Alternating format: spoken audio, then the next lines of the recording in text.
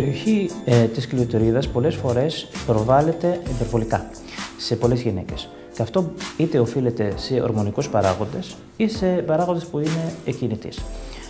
Η επέμβαση λοιπόν αποκατάστασης της κλειτορίδας ασκουμπούει και μόνο στην αλλαγή του μέγεθος αυτό, χωρίς όμως να επέμβουμε στο κυρίως σώμα της κλειτορίδας.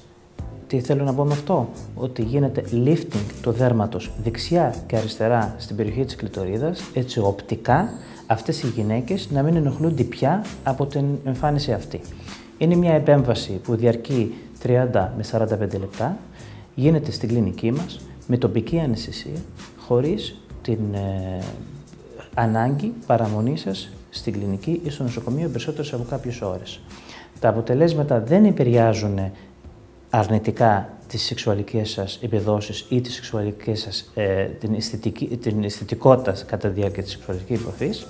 Είναι μια επέμβαση πολύ εύκολη, πολύ γρήγορη, αρκεί να απευθύνεστε στους ειδικούς.